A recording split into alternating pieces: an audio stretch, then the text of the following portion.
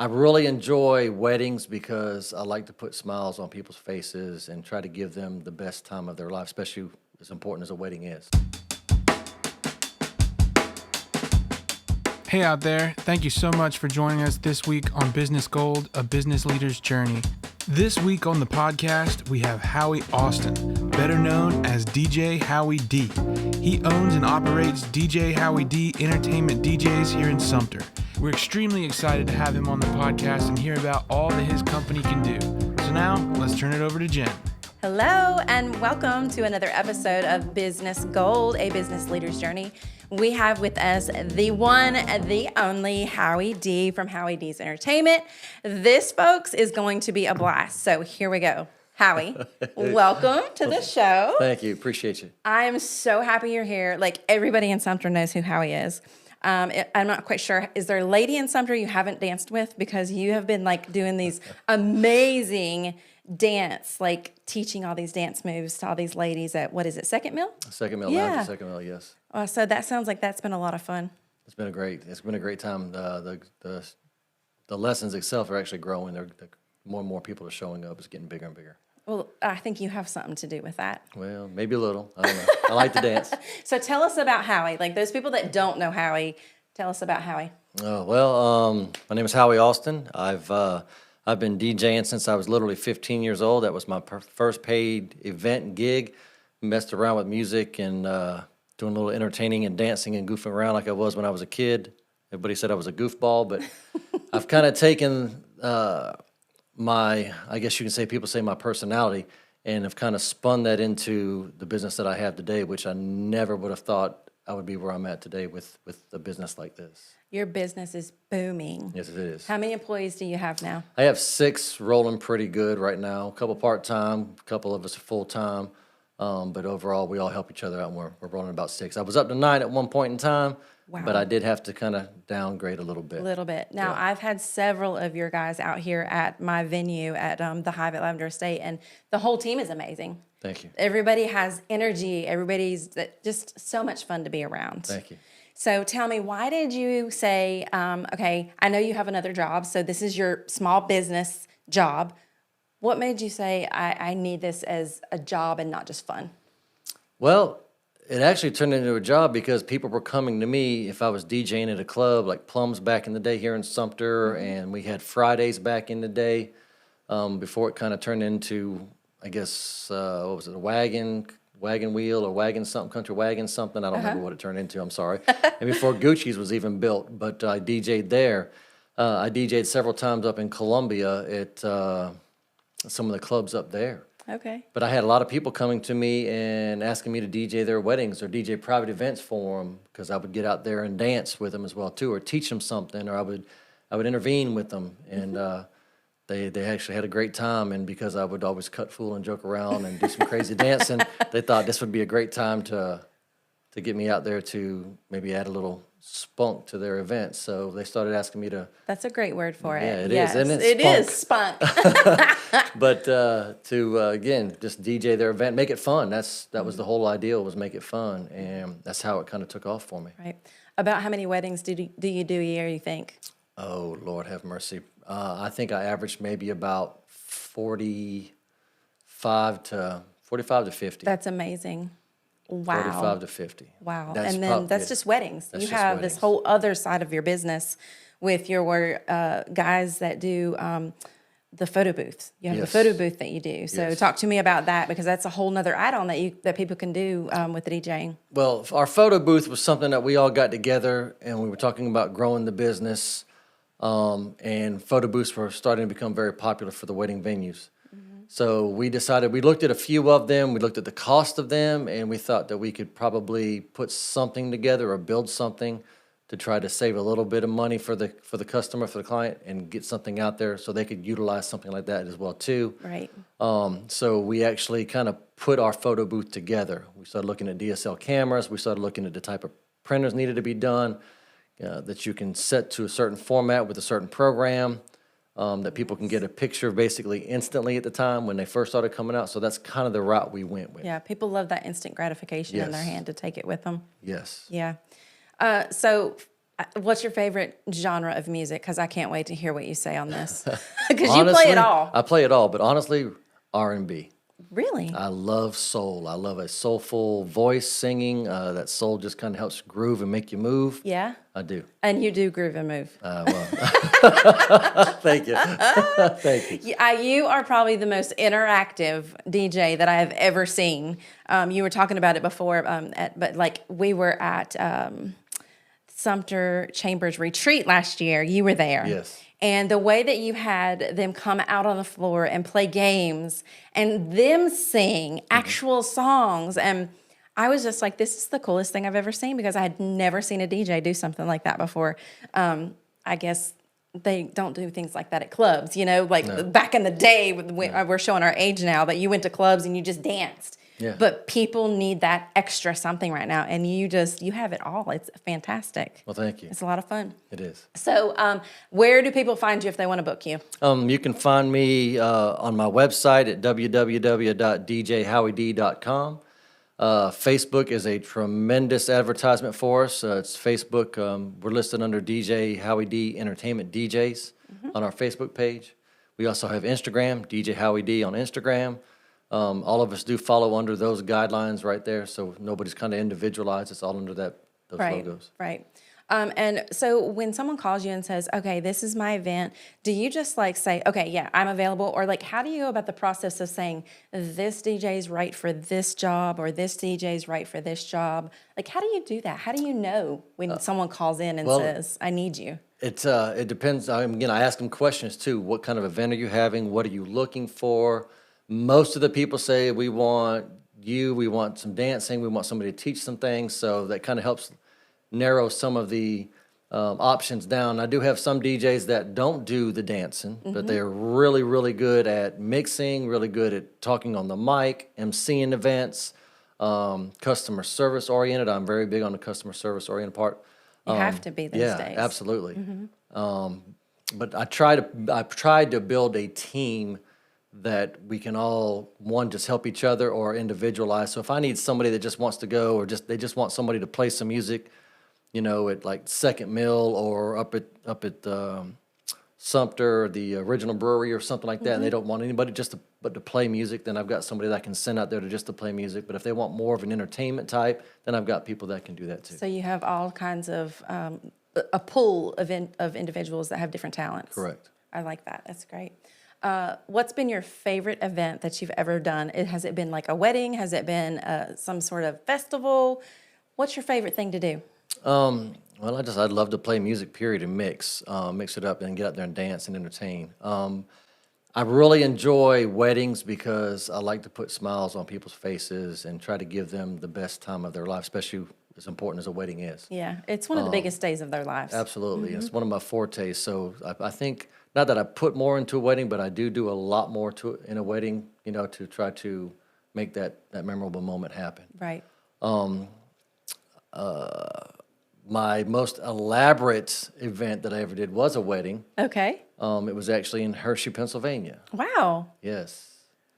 How did you end up there? I was in Charleston at a country club DJing a wedding in Charleston. Okay. There was a lady that sat at this high top bar at the end of the bar, and she sat there the entire night. And I recognized her when I first got there to start setting up. And she probably had a couple bling bling type rings on every finger, and she kept watching everything that I did, and she had a smile on her face the entire time. Through the games, through the mixing, through the dancing, through everything, doing the garden bouquet, just everything that I did for the wedding. And at the end of the night, she came up to me and she said, "Young man," she said, "I've never seen a DJ do what you do."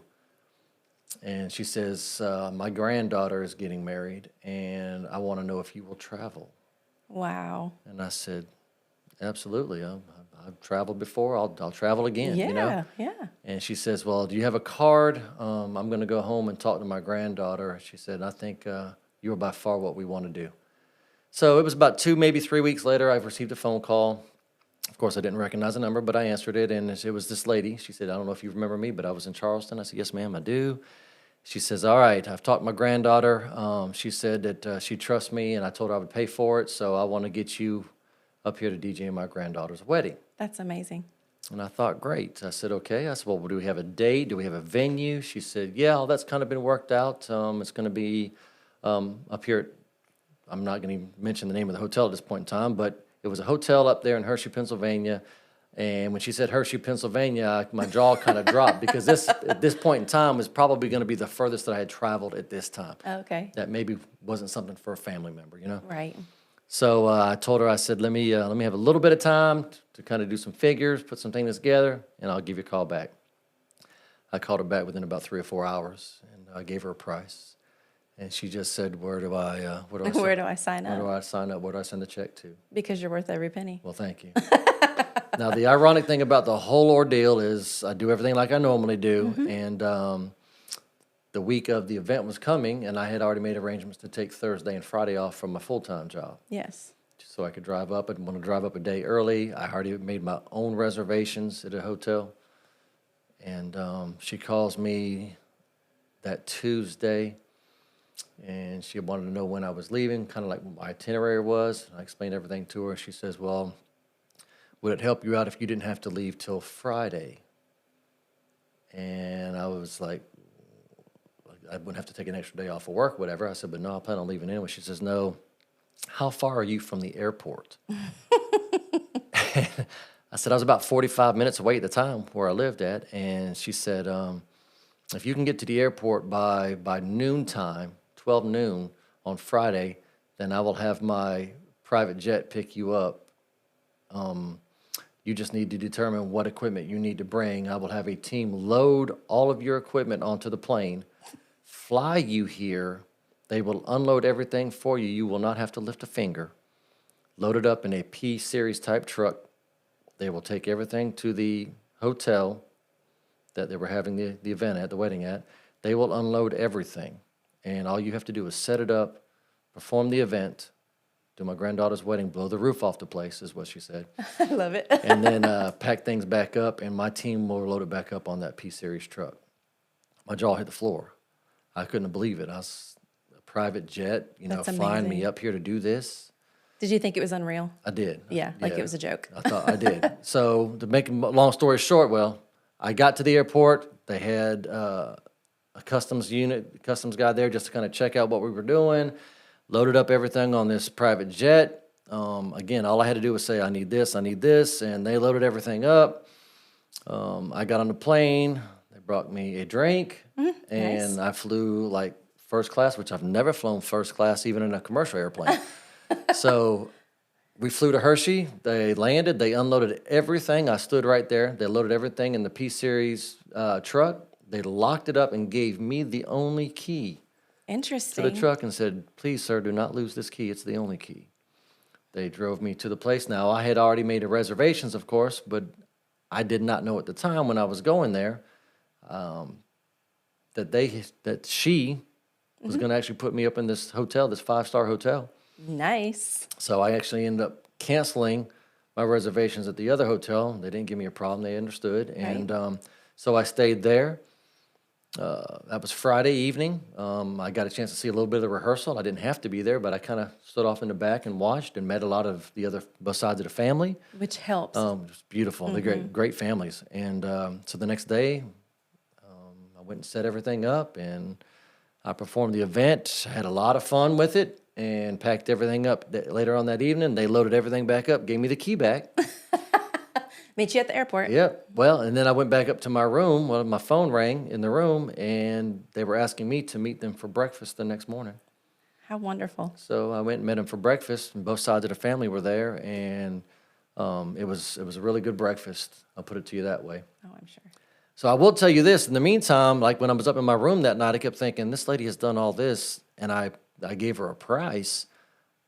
I didn't do everything, like the mileage, the driving, The hotel. She took care of my hotel for me. So I actually wrote a check to refund her majority of the money just to play the event. And she would not take it from me. Oh, that's The amazing. ironic thing about all that is when I got back to Columbia and they unloaded all my stuff back into my trailer, one of the crewmen came to me and handed me an envelope and said, this was from Miss So-and-so. And they left, and I opened it back up, and it was significant bonus. That's amazing. Yeah, it was. And it all boiled down to the personal service that you give.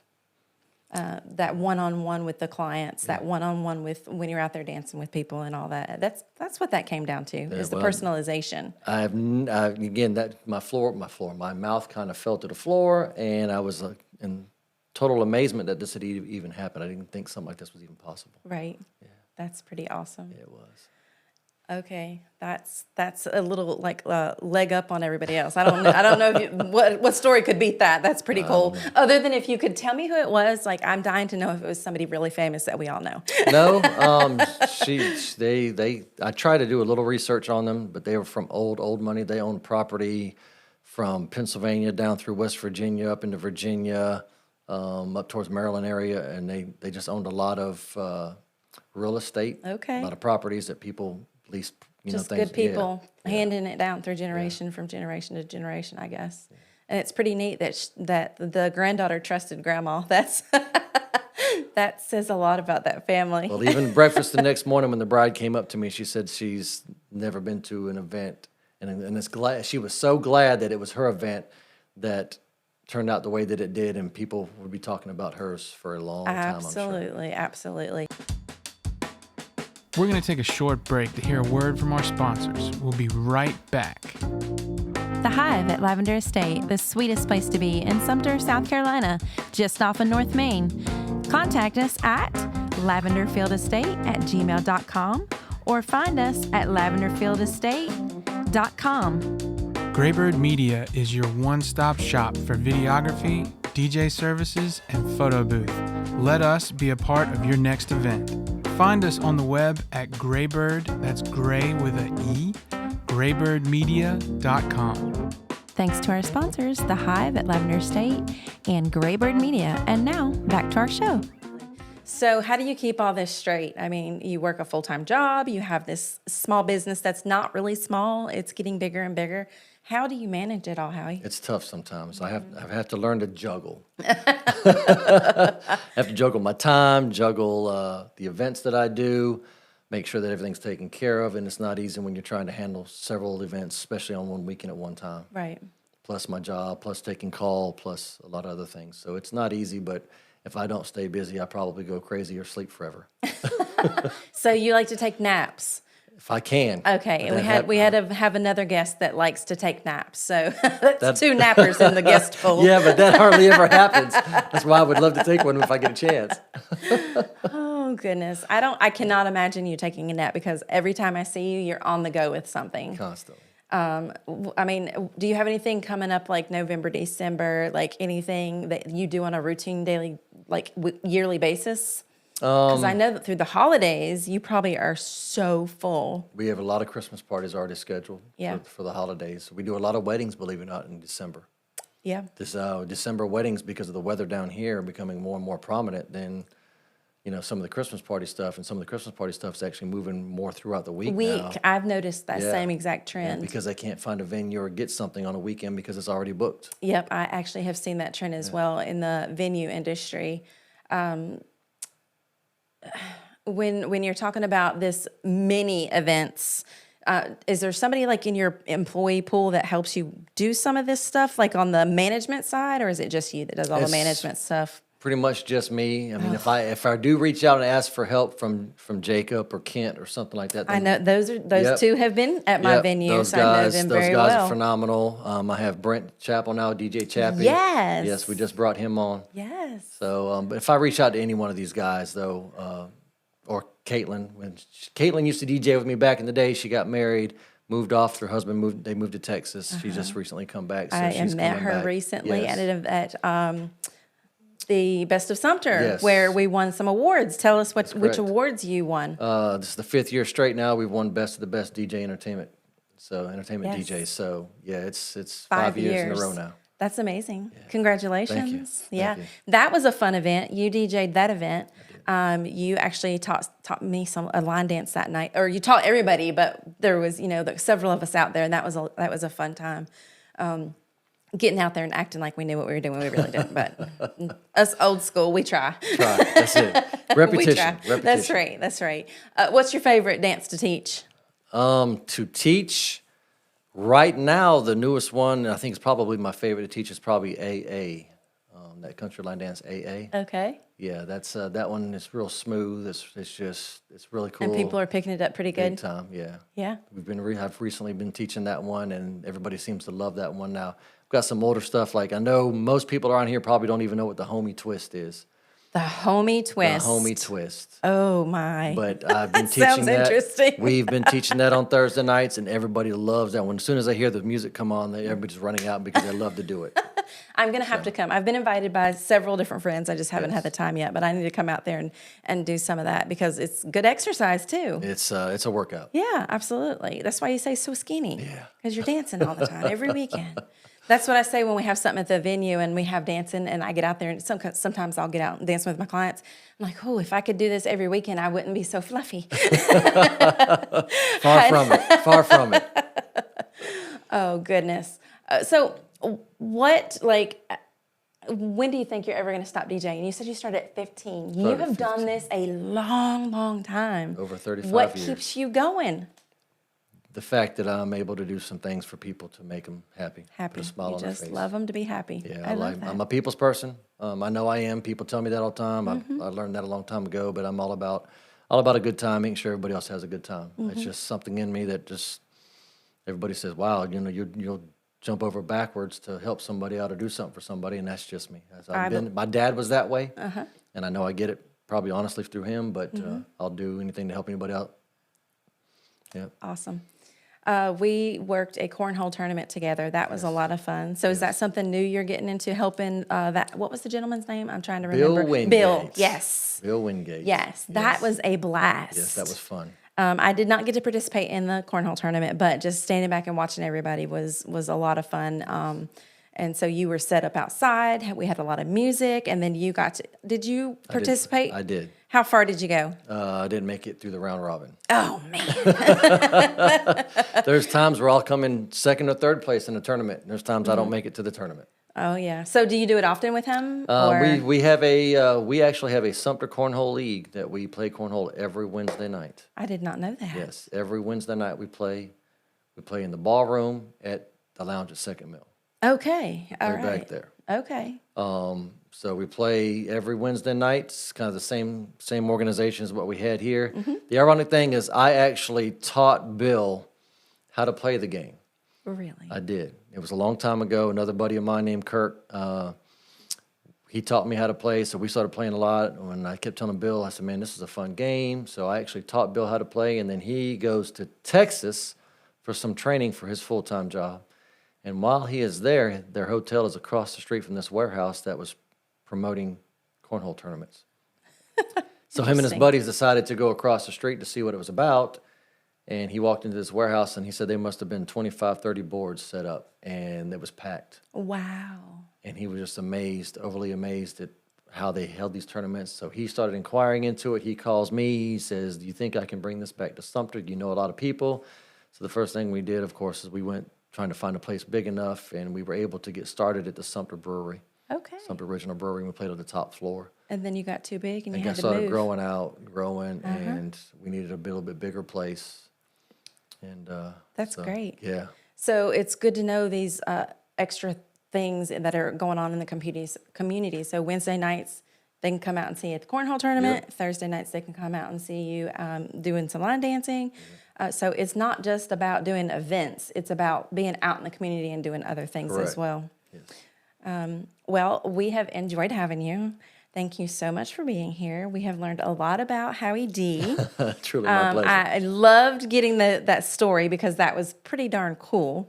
But we appreciate you being here, Howie. Well, thank you. Thank you for having me. And that is another episode of Business Gold, a business leader's journey. That's it for this episode of Business Gold. Thank you so much for listening. Make sure that you tune in again. We release new episodes every Tuesday, so definitely come back. And while you're here watching on YouTube, make sure you click that like and subscribe button. We would greatly appreciate it. And don't forget to follow us on Facebook and reach out to us at podcast.businessgold@gmail.com. Thanks for joining us. We'll see you next week.